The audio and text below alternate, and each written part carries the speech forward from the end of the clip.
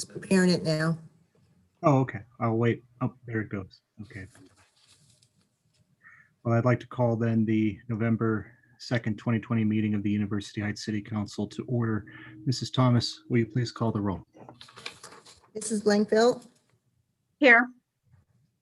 Mrs. Berry, Here. Mrs. Pardee, Here. Mrs. Weiss, Here. Mr. Ertl,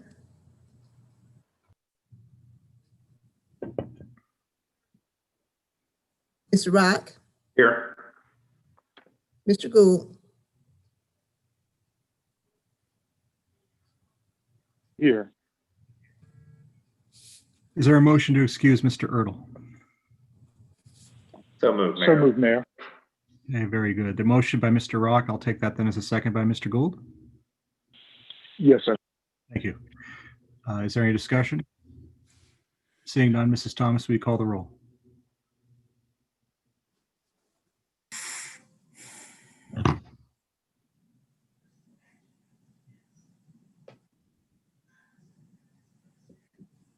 Mrs. Blankfeld, Aye.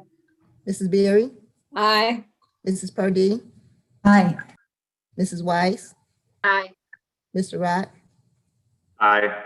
Mr. Gould, Aye.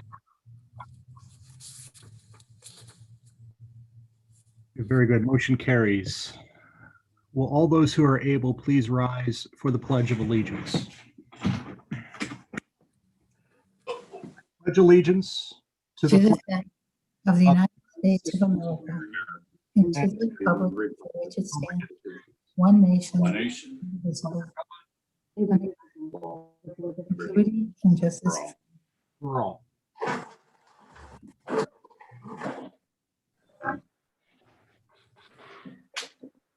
First item on the agenda is the approval of minutes. We have a set of minutes from the October 19, 2020 meeting.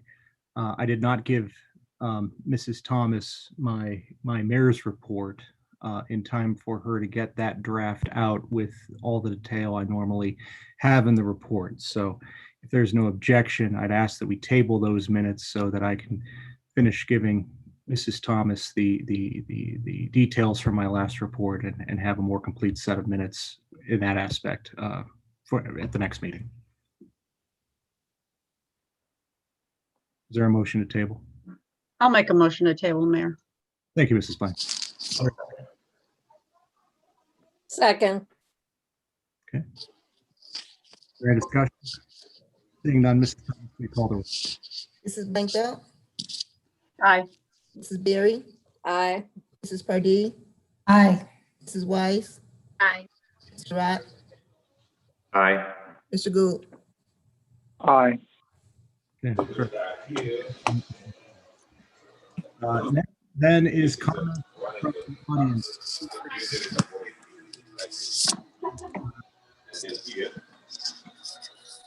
A lot of background noise. Mrs. Gleason's window, please. Thank you. All right. Next up is comments from the audience. Speakers are limited to 5 minutes for a total time of 15 minutes per meeting unless otherwise permitted by Council Ordinance number 91-25. Is there anybody here this evening who would care to address the city? I see Mr. Collier. Ron. All right. My name is Ron. Thank you. You have 5 minutes. All right. I know the routine now. My name is Ronald Collier. I live at 4446 Silsby Road. Good evening, City Council and everybody else from University Heights. I have two things to bring up. Number one, the lack of street signs on certain streets. At this big intersection with Silsby, Belvoir, and Warrensville, there's no street sign for Belvoir or Silsby. It's like really hard for like when friends come over to identify where to get to my house. Two, there's no street sign at Carroll Boulevard and John Carroll Boulevard right in front of John Carroll. There's no sign that says Carroll Boulevard. There's also none at for Traymore on Washington Traymore, and none on Warrensville Center and Meadowbrook Boulevards. That's the first thing I have to bring up. Should I wait to do the second thing, or should I bring that up after you guys answer about the street signs? Well, I know we have some missing street signs. I know our sign guy is working on them. I don't know that I knew that all of those intersections were missing. So thank you for bringing that to our attention, and we will certainly work at addressing those. Okay, my other issue is, I know yesterday it was a storm during the Browns game, which I'm kind of glad of because they were horrible yesterday. But also I have an issue with First Energy. I'm asking, is it possible that you could talk to First Energy to add more wires? Because we constantly, for 35 years, my family has lived at 4446 Silsby. The power outage problem, especially on the even numbered houses on Silsby between Milton and Green. Every time there's a storm or wind, or a squirrel gets caught in the tree somewhere, our power goes out. But yet other parts of University Heights, like directly across the street or other streets by us, like Groveland and Renford, do not go out. And also just basically asking also possibly you could talk to them about putting equipment underground, and response times to power outages are way too slow. Well, we do have a contact at First Energy. We do contact him about particular problems. If you're having more outages than most, then obviously that's something we would want to bring to his attention and study. What was your address on Silsby again, Ron? 4446. 4446. Okay. Well, we can speak with Mr. Smalley about that. I can tell you a lot of folks did lose their power yesterday with that storm. It wasn't, but that doesn't mean that the problem that you're experiencing is acceptable. So that is something we can bring to Mr. Smalley's attention. Thank you, Mayor and Council. You're welcome. Is there anybody else who would like to address the city this evening?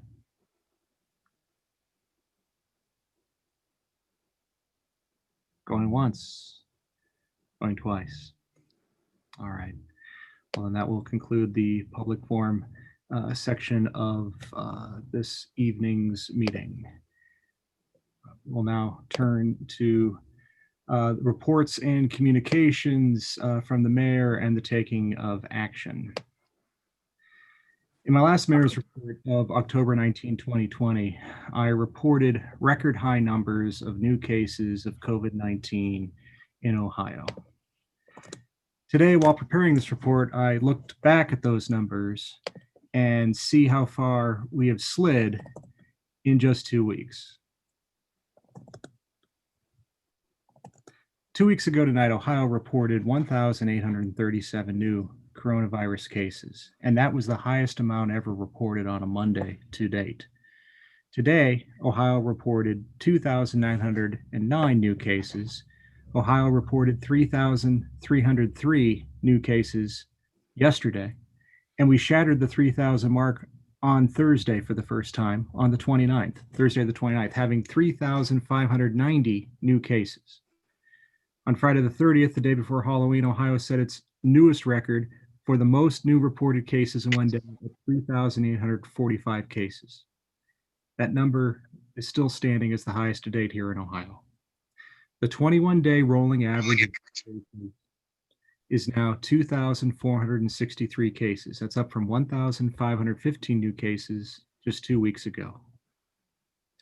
Governor DeWine has not expressly ruled out closing down non-essential businesses again, as the state did in the spring. But he's also made clear that he has no immediate plans to do so. Instead, he's called on local mayors, county commissioners, local health departments to develop our own ideas on confronting the latest wave of infections. As this community knows, our administration has not shied away from confronting this virus. We transformed our communications. Our monthly newsletter is now issued via email at least twice a week. And for a time, it was daily, anytime the Governor DeWine had a press conference. We have issued our own orders covering self-quarantine and worked with our local businesses to help get out the word. In the beginning, some of those orders were controversial, at least for that time. When our governor took a strong lead, we were willing to back him up. He has not had the support of the legislature, even though they should be his natural allies. I'm sure he feels very alone. The right approach against this virus is not piecemeal. It is not a patch quilt. The 59 communities of Cuyahoga County cannot have 59 different approaches. Likewise, the 88 counties of Ohio cannot have 88 different approaches. We should be happy to work with our governor, and we should back him up on what must be done. Pandemic policy and orders setting forth that policy cannot be passed down to local government like the federal government did to the states. The leadership has to come from the top with a consistent, coherent approach. It will be harder now because for everything many of us did, we all didn't do what was needed. Too many of us have not and still are not taking this seriously, and it is holding us back. We want our economy back, yes, but we don't really get it back without doing what has to be done to eradicate the spread.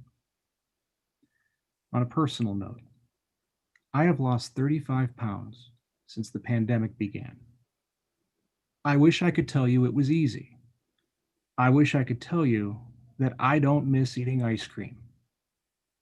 There are things I had to give up, maybe for some time, maybe for all time, in order to survive and hopefully one day live well again. How we approach the coronavirus is not that different. It takes discipline. It takes sacrifice.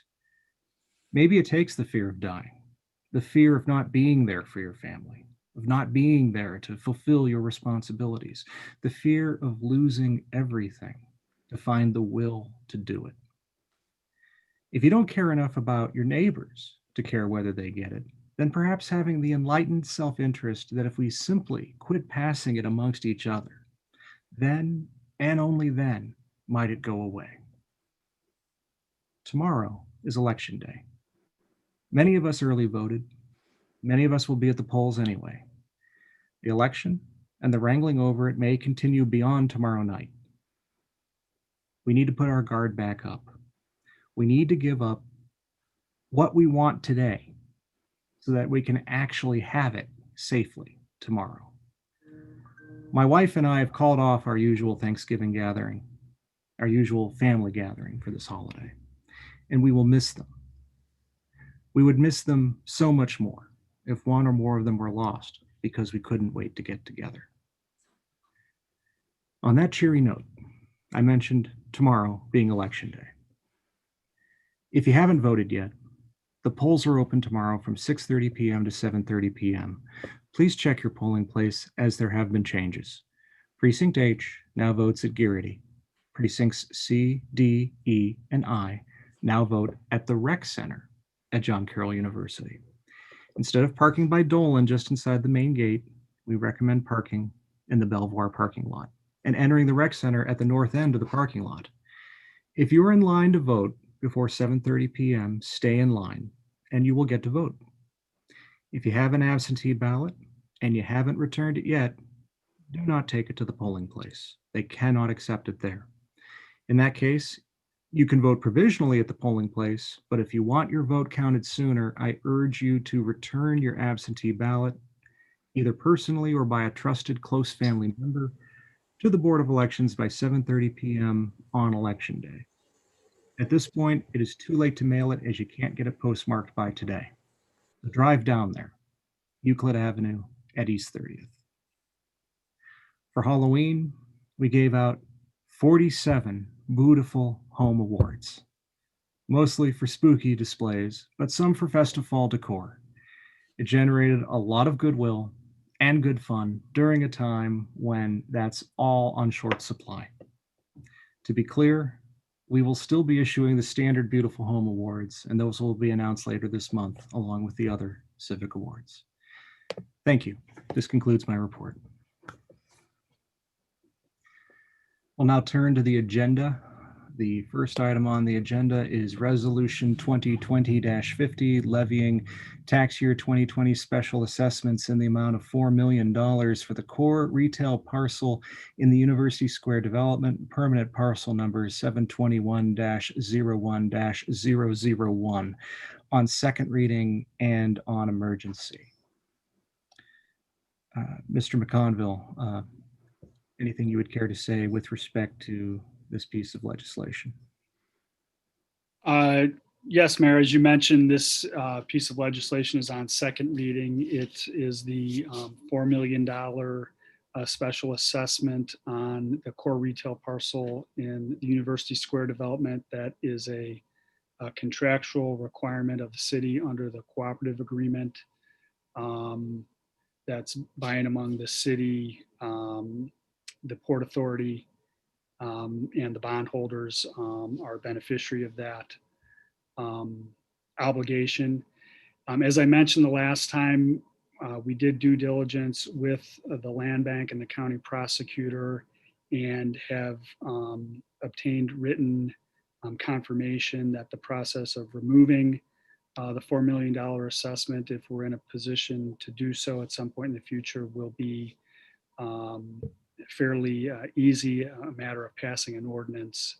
And there won't be any sort of delay or lag in time for the removal. Okay, very good. Thank you, Mr. McConville. Lorna Gleason, who is the trustee for the bondholders, who's with UMB Bank, gave a presentation at the last council meeting. She is on the Zoom call today. I believe her presentation was comprehensive, but in the event that there were any additional questions anyone had, Mrs. Gleason is here on the Zoom if anybody were to have anything. Any questions or discussion for Mr. McConville or Mrs. Gleason or myself? And if not, is there a motion?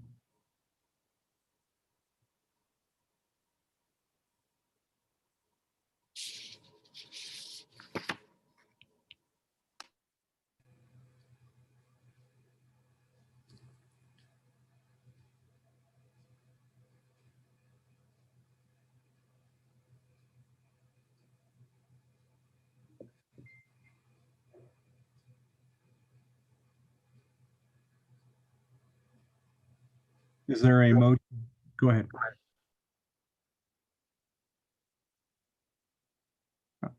Sorry, I thought I was. Is there a motion to adopt resolution 2020-50 on emergency?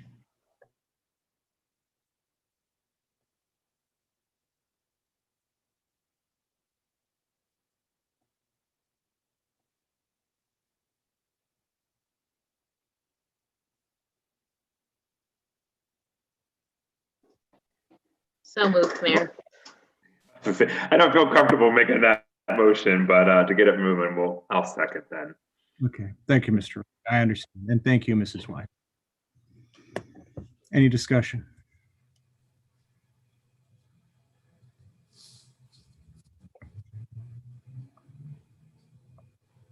I understand your discomfort and share it.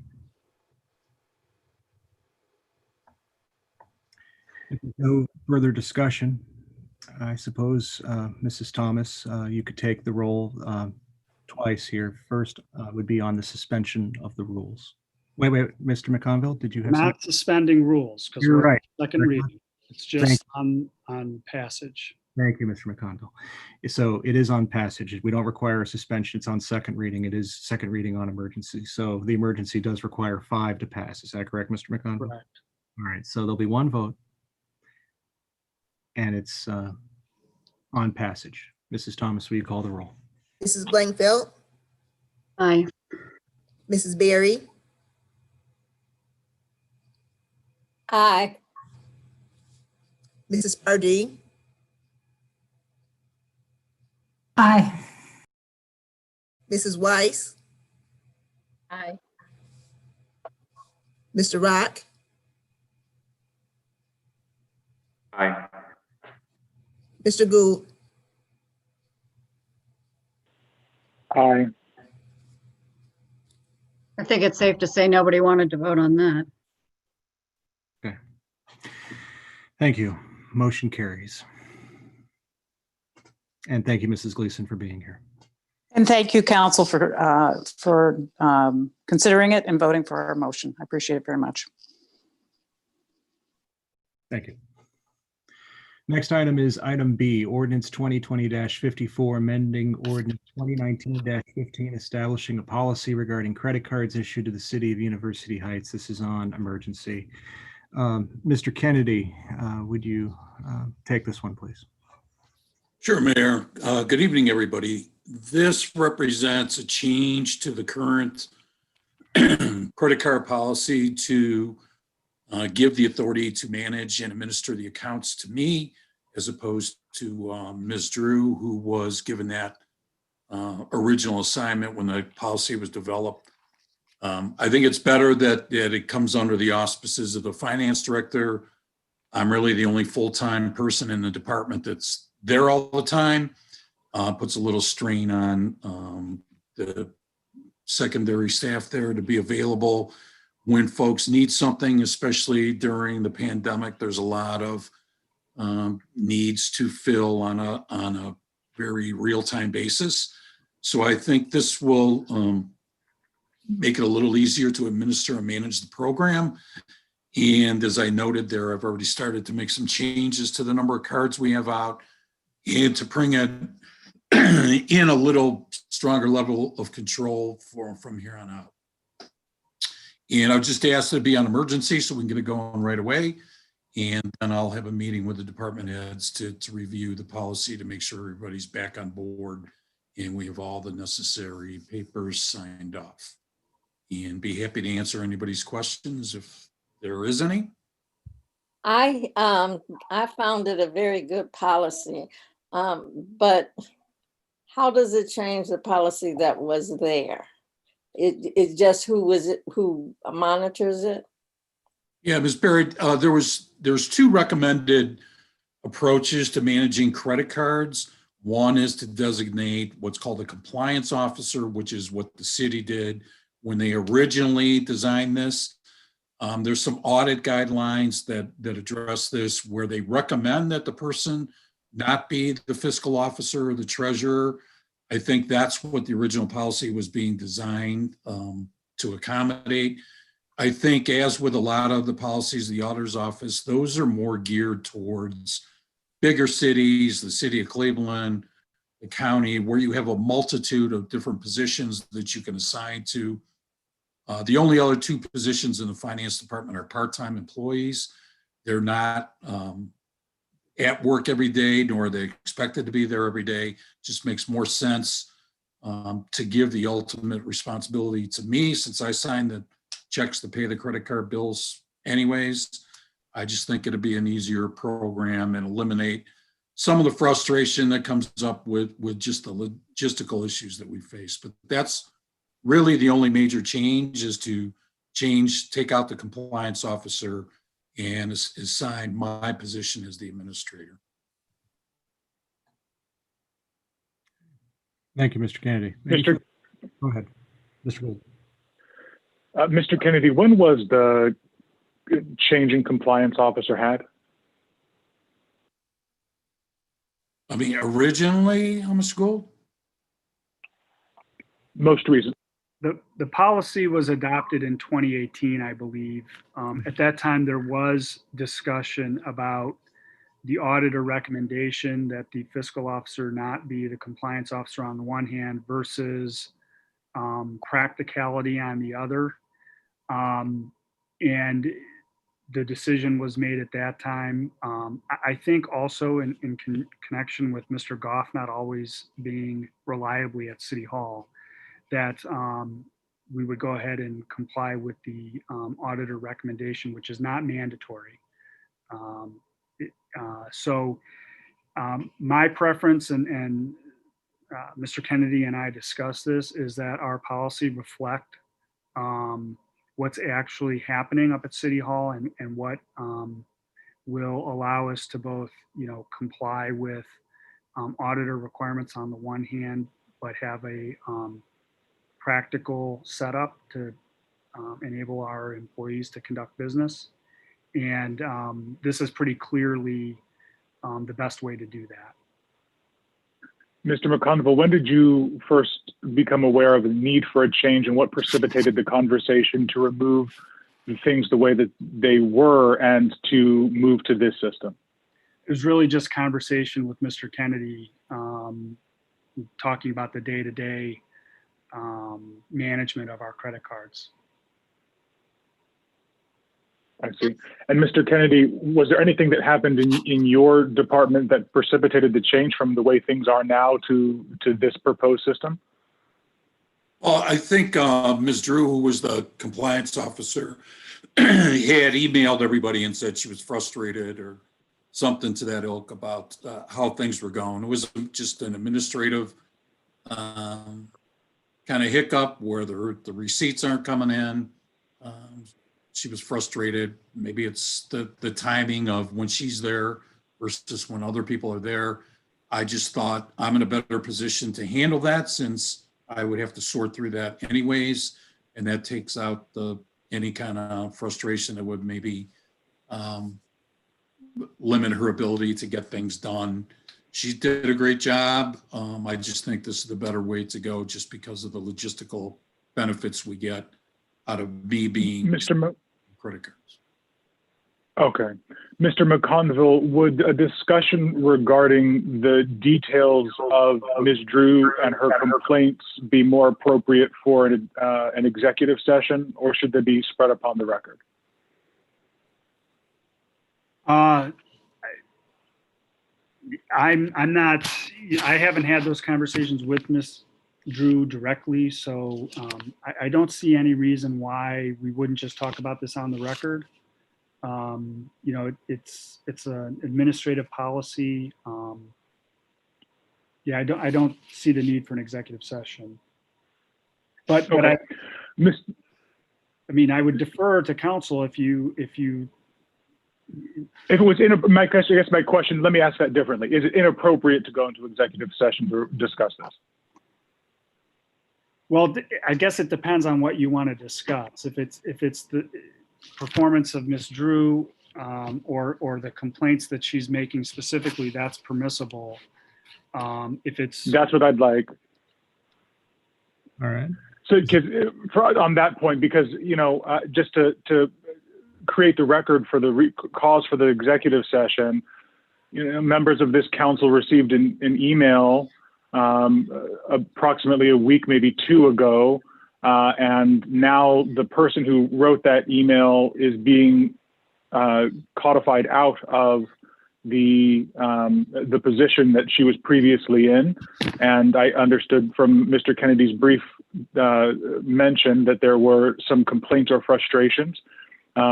Usually when one's compliance officer is being removed from a situation because they have frustrations or complaints, I think it's appropriate for the body to understand what those complaints are. So it would be my preference prior to voting on this that we enter executive session to better understand what those are and not have to do it in an open forum.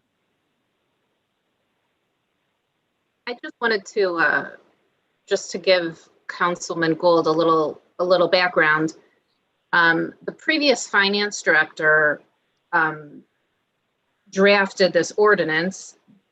I think, I'm not sure if it was Mr. McConville or Mr. Kennedy that mentioned this, because frankly, he wasn't there in the office.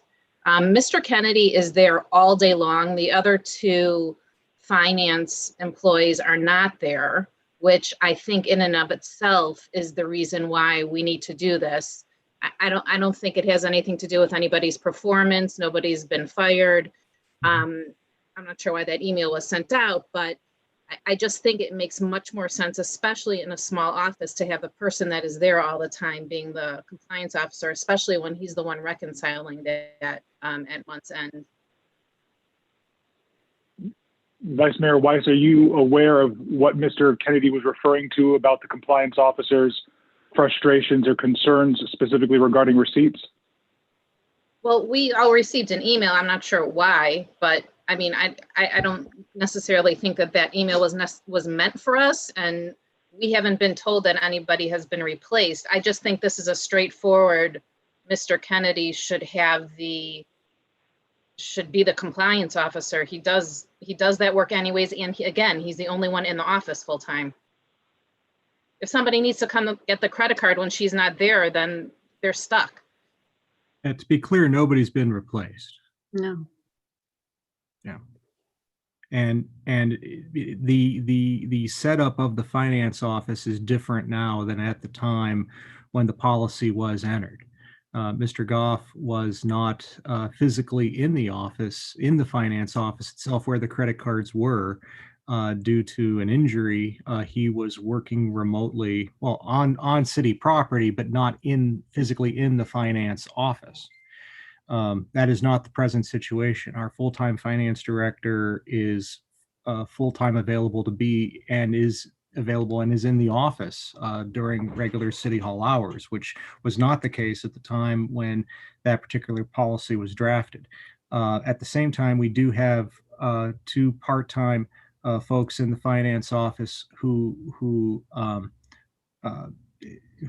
aren't here and don't need to be here 40 hours a week. And as the vice mayor pointed out, there are times when people need credit cards or would come to turn in receipts, and you don't necessarily have the person there that you might want to see. And I think it does lead to, I don't want to say confusion, but it would be more convenient if the person who is handling the credit cards and handling the receipts is typically generally here. And it'll lead to a smoother administration of the office. And I think what we saw was some friction over the fact that not everybody was here all the time, and the setup is different now than it was before when the policy was written.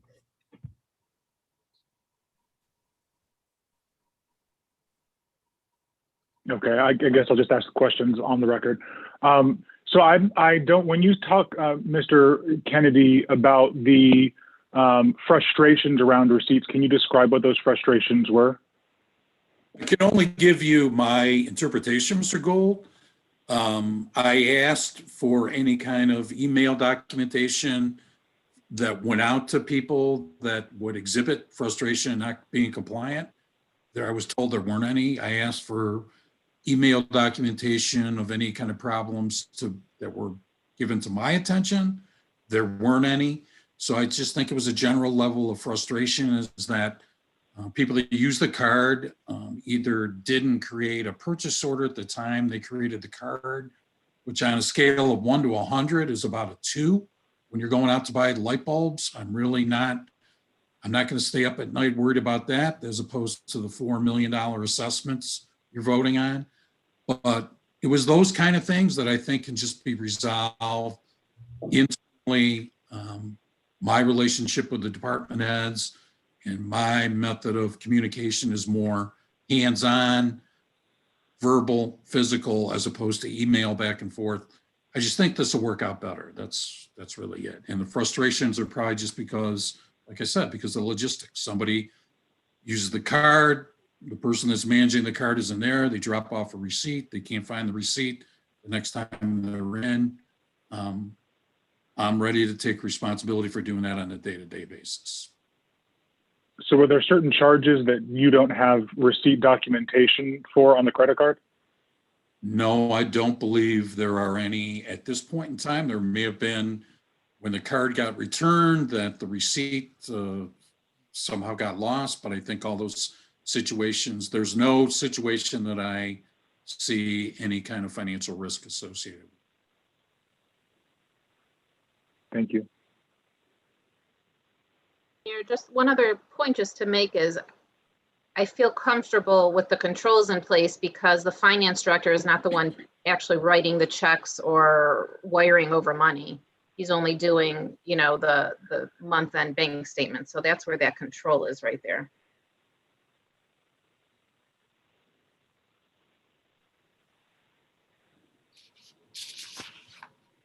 Thank you, Vice Mayor, for clearing that up. Because that was really my question, was just the controls with separation of duties, that if you're doing a reconciliation, are you making the credit card purchases too, or are you? No. Okay, so you're authorizing someone else from another department to make a purchase for expediency or for whatever convenience they have. You're just authorizing them to make the purchase, but you're not physically making the purchase. Correct. Right. Okay, that's all I needed to know. Thank you.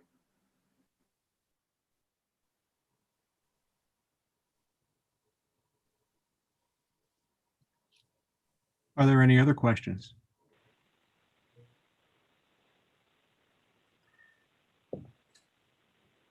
Is there a motion to adopt on emergency? So moved on emergency. Thank you, Mrs. White. Is I there a second it. second by Mrs. Berry? Any further discussion? Seeing none, Mrs. Thomas will take the roll first on the suspension of the rules. Mrs. Blankfeld, Aye. Mrs. Berry, Aye. Mrs. Pardee, Aye. Mrs. Weiss, Aye. Mr. Rock, Aye. Mr. Gould, Nay. And on the main motion, Mrs. Blankfeld, Aye. Mrs. Berry, Aye. Mrs. Pardee, Aye. Mrs. Weiss, Aye. Mr. Rock, Aye. Mr. Gould. Nay. okay, the ayes have it. Motion passes. Letter C, ordinance 2020-53, amending codified ordinance chapter 1424 entitled Permits and Fees to update the city's schedule of building permit fees. This is on first reading. I think all council members are aware that the building that we've been working with revising the building department fees. The administration has for some time. A draft of that circulated on the 1st of September. There was a meeting of the council's Building and Housing Committee last Thursday that also looked at this. It doesn't appear that there'll be, I don't think, any changes to the proposal at this point. We intended to have it up for first reading at the last council meeting due to a clerical error. It was not on the agenda at that meeting, but it has gone to committee. It is now up for first reading now. To be clear, as was put forth in the committee meeting, these fees have not been adjusted in some time. The present fees do not currently cover the cost of providing the services that those fees are intended to cover. We spend more to provide the services than the fee actually covers. Adjusting these fees is intended to bring that more in line so that the residents, the contractors, the builders, whoever is applying for the permit is paying value and getting value in return that is equivalent to the service that the city is providing. No reason for the other taxpayers to be subsidizing it to the extent that they have been over time as the costs of things go up, but the fees had stayed generally the same. So that is essentially it. Mrs. Blankfeld, you're the chair of that committee. I don't know if there's anything you'd care to add. I think you covered most everything. I think we should add that it brings our fees more in line with those of our neighboring communities as well. That also happens to be so. Yes. Saying that, I'll make a motion, Mayor. What's your motion? I don't have the agenda in front of me. Well, this is up for first reading, so I don't know if we need to make a motion at this point. I think we're just covering this for first reading, and then we will Okay. to adopt at the second meeting. I appreciate your enthusiasm to get this moving along. Is there any other question or comment with regard to this item? Mr. McConville, is there anything you care to add? I think you covered it, Mayor. Thanks. All right. Well then, if there's nothing further, we will consider the first reading had. It's gone to committee, so we should expect to have it back at the next meeting of November 16th. For second reading and for passage. Mayor, I guess the one thing I would add is that we did at the last meeting place the contractor registration ordinance on first reading. And so if we're able to bring that back onto the agenda on the next meeting, we would have both of these fee ordinances on for second reading at the same time. That is correct. That would be, I believe that was the committee's intention, and that is also my intention. Yeah, just noting that for the record. Yes, and we would also note for the record that as a matter of routine, the contractor registration fee letters already went out for the new year. It is our intention, should we be raising the contractor's fees as anticipated by this legislation, that it would be effective the first of the year. Thus, any contractor who renews for 2021 before the end of this calendar year can take advantage of the current rate, and those who do not renew until next year would be subject to the new rate. And we plan on issuing a follow-up notice to let our contractors, to contractor in the community know that. And that was also discussed in committee. So, all right. If there is nothing further, then we will move on to the next item on the agenda, which is item D. Ordinance 2020-55, authorizing the mayor to enter into contract for public health services with the Cuyahoga County Board of Health. This is on first reading and on emergency. Mr. Kennedy, I know you've been working with me on this. Would you like to speak on this? Sure, Mayor. This is just an annual contract with the Cuyahoga County Board of Health. I believe we received their proposal several weeks ago. Needs to be approved by council prior to the end of the year. Looked at the charges compared to previous years, so it seems to be in line. I believe there's a small increase this year.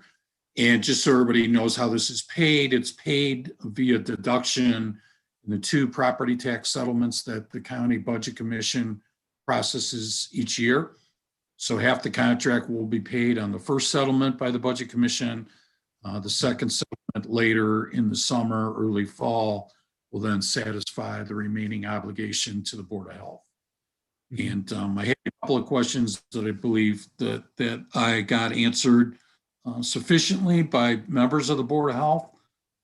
So be happy to answer any questions anybody may have. Sure. I would add, just by way of background, especially for anyone who is newer and is not familiar with the setup. Technically, under state law, every municipality can have its own Board of Health. The City of University Heights can have its own city Board of Health. But as a practical matter, every city but one in the county contracts with the Cuyahoga County Board of Health to serve as its city's Board of Health. So the City of University Heights has a Board of Health. It is Cuyahoga County Board of Health, and it stands in the shoes of a city Board of Health were we to have our own separate Board of Health, and handles Board of Health matters here in the city as if it were the city's Board of Health, in addition to it having its larger county role that we're also familiar with. So if that helps explain why it is that we enter into this annual contract with the Cuyahoga County Board of Health for services that, on one hand, they seem to be doing anyway as the County Board of Health, but these are services that they provide to us in the capacity of being our city's Board of Health. That may be an oversimplification of it, but I think that covers it generally. Anything that Dennis or Luke, anything you'd care to add with respect to that? Just that I believe that the revised code obligates us to provide the services. And that's one reason that so many municipalities do contract with the Board of Health, because it's not feasible to run a significant department like that. Exactly. It would be cost prohibitive to do all the things the County Board of Health does and to do it on a municipal level. We are obligated to have it done. So thank you for covering that. Any questions on this? What is the one city that doesn't have it? The City of Cleveland, because they're big enough to justify their own Board of Health. Oh, okay. Yes.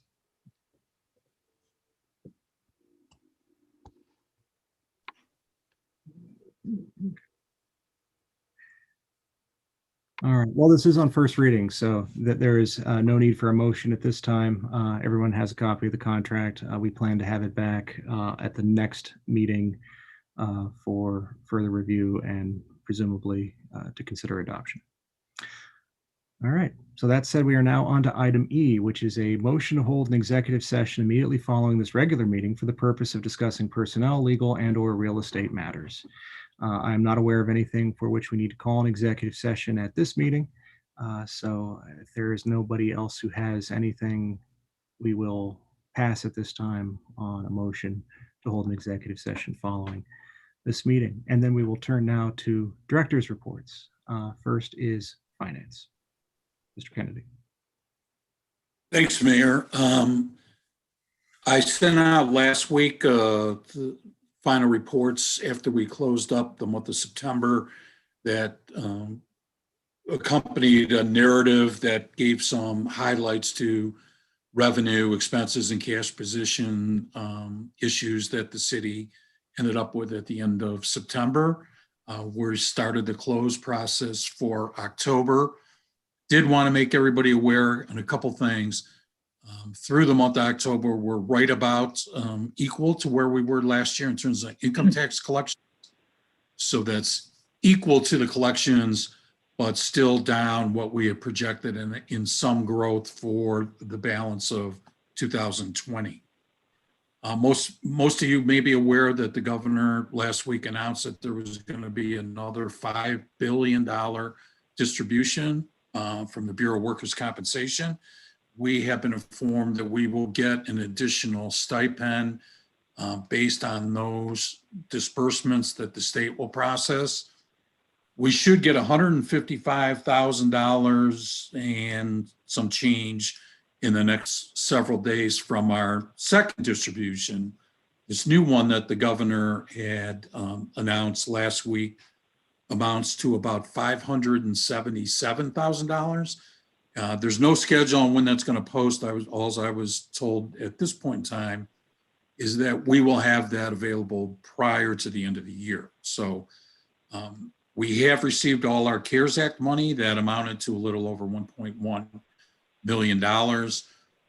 Through the end of October, we've expensed about 97% of that money, both credited to COVID material and supply purchases and to payroll expense for union members of the safety forces. And with that, I'd be happy to answer any questions anybody has. I'll get more details on that latest distribution from the state as we get more details moving on through the end of the year. But be happy to take any questions from anybody. Okay, thank you, Mr. Kennedy. Does anybody have any questions at this time? Mr. Gould, did you have something? No. Okay, your box lit up. I thought maybe. All right. If there is nothing, then thank you, Mr. Kennedy. Thank you. We'll then move to Director of Law, Mr. McConville.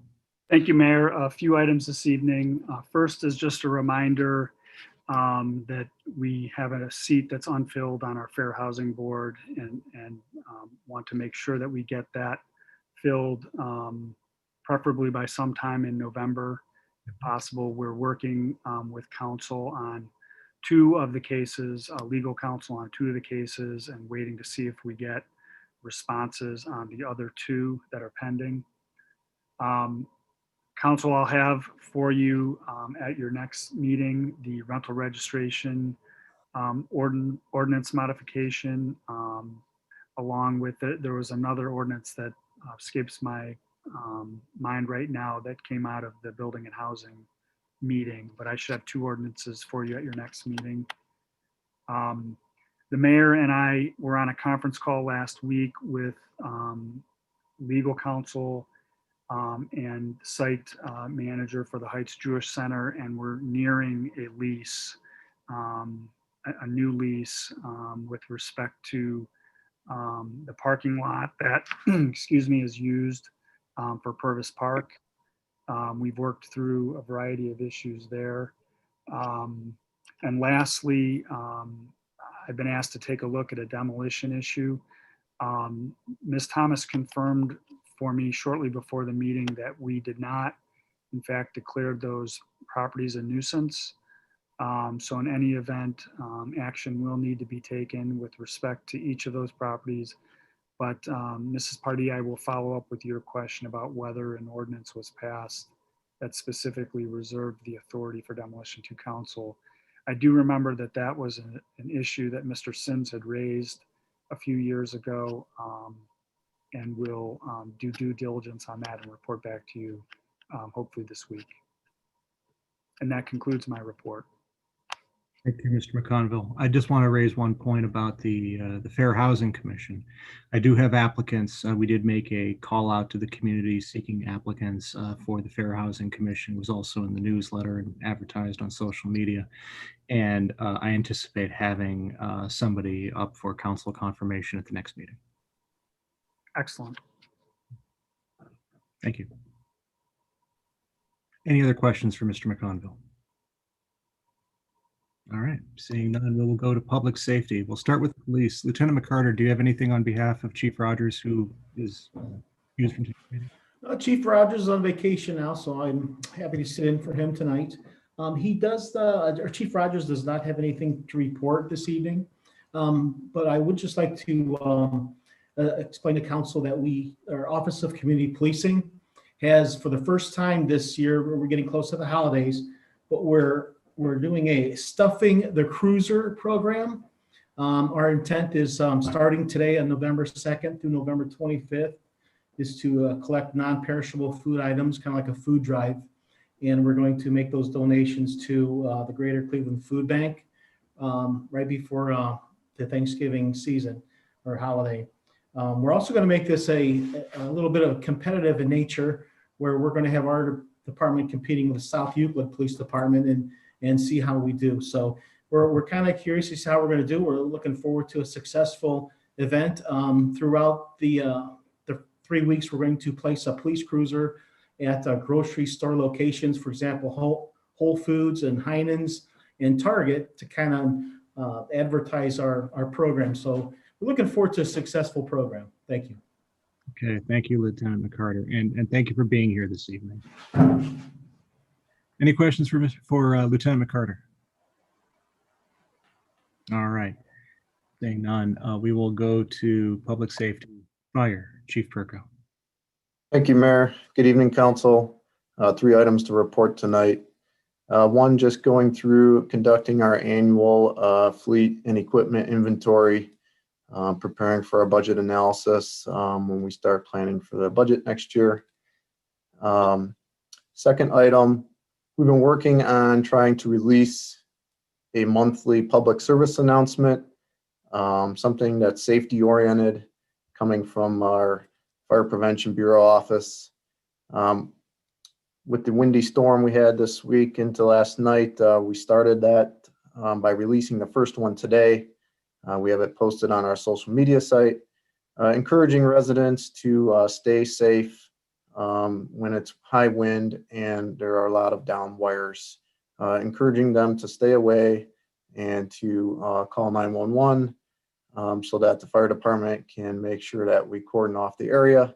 I know many residents take the initiative to notify First Energy themselves, which is great. But we want to make sure that we get out there and block off any areas so that nobody walks up on any energized wires and accidentally steps on them or grabs them, assuming them to be de-energized. And last, just as a point of reference, since we had discussed the County Board of Health this year, especially during the pandemic, I know I have personally leaned on the Board of Health pretty much weekly. Many consults with their staff there, and they've been an excellent resource for us as a city. So I'm glad that we'll be continuing to use them. And that's all I have to report.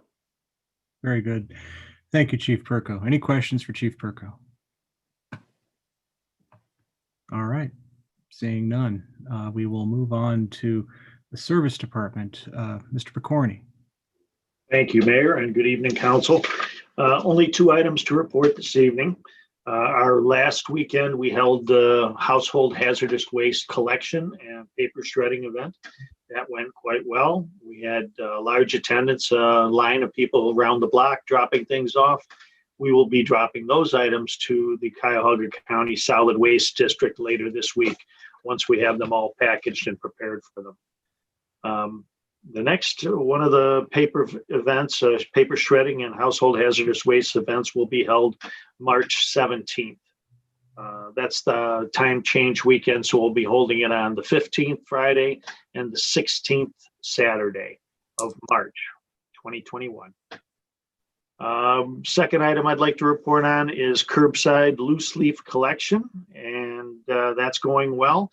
We have already made one complete cycle of the city. I anticipate probably 10 to 11 cycles of the city before we get to the second week of December, when loose leaf collection will be ending. And that's my report. Thank you, Mayor. Yeah, thank you, Mr. Picorni. Any questions for Mr. Picorni? All right, seeing none. We will move on to building, housing, and development. I will provide this report. Since the last meeting, we have posted the position of administrative assistant, of building inspector, and of certified building official with the City of University Heights in the reorganized department, well, the department to be reorganized. We are also circulating internally a job description and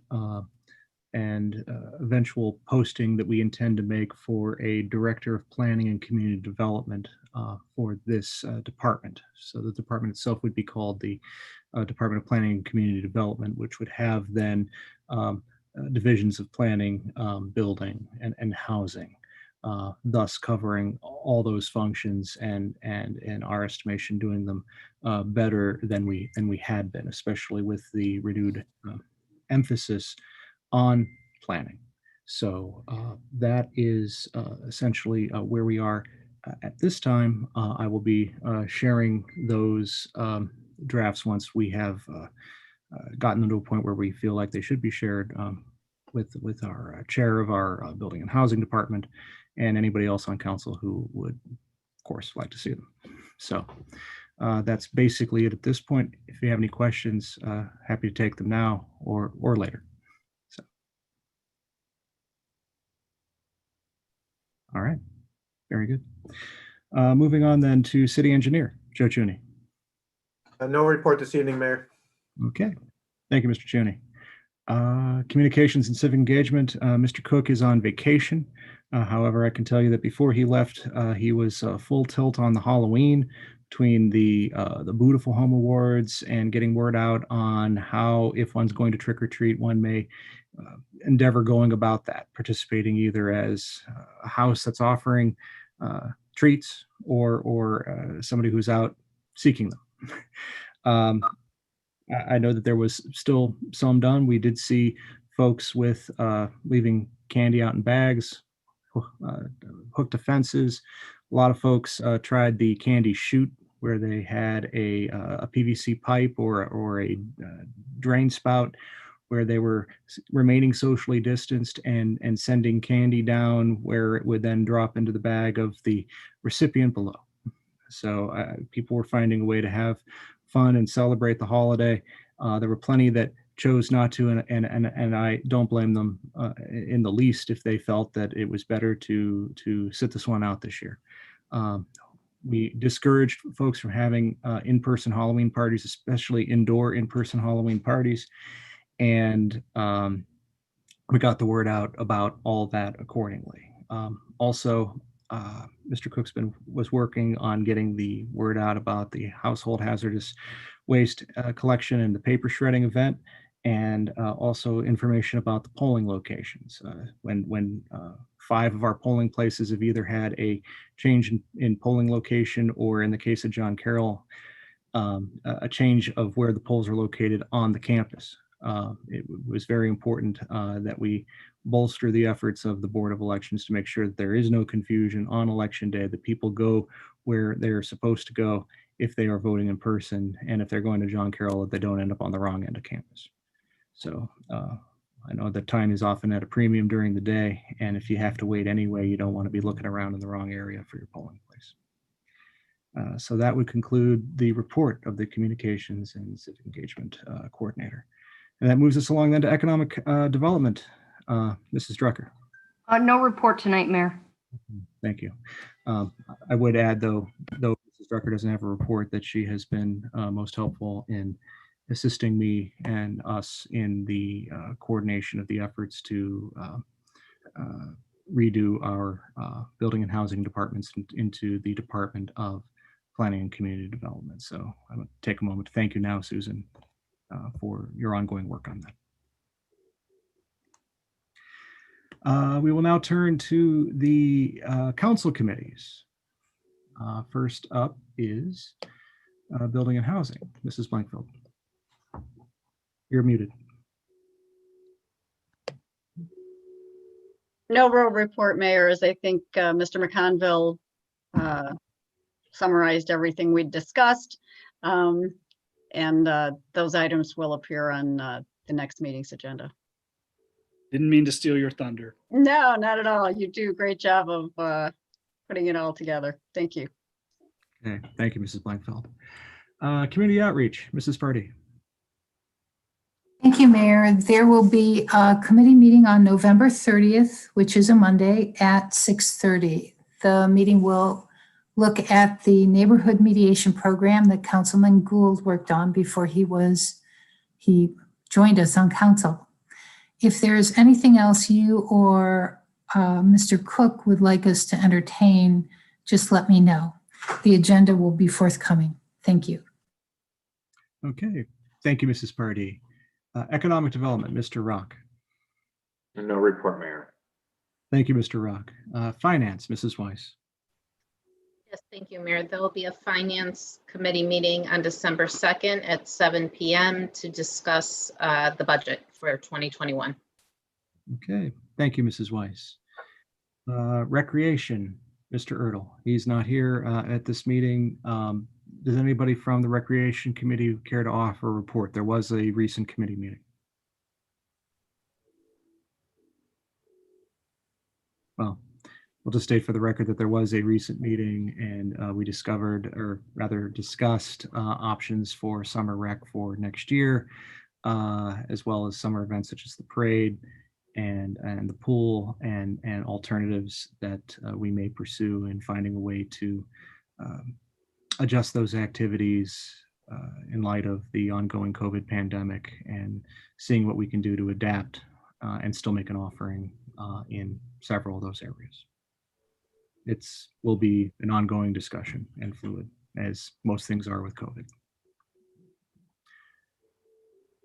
Very good. We'll then move on to safety. Sandra Berry. The Citizen Advisory Committee met the third Wednesday in October and will meet again the third Wednesday in November. The chief kind of reported on how things were going with the police department and as well as the mayor. And I know they wanted to have some of the recommendations be reviewed by legal, I guess. Would that be Mr. McConville? Yeah, I'm making my way through those recommendations. Thank you. And we talked about some of the feel-good things that the police could do so the community could get to know our police officers. Yes, very good. Thank you, Councilwoman Berry. Next then is Service and Utilities, Councilperson Gould. Thank you, Mayor. We had the second in a series of public hearings to allow members of the public to provide their input on the solid waste collection study and to share the ways that the way that we currently collect trash in University Heights benefits them or changes that they would like to see. We'll have at least one more scheduled in the future. Thank you. Okay, very good. Thank you. We have, I'm sorry. Next then is Committee of the Whole, Vice Mayor Weiss. Anything? No report, Mayor. Very good. Thank you, Mrs. Weiss. That then takes us to the conclusion of our regular agenda. Is there a motion to adjourn?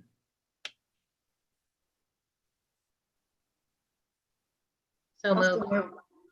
Very good. I'll take that as a motion by Mrs. Weiss and a second by Mrs. Pardee. How's that?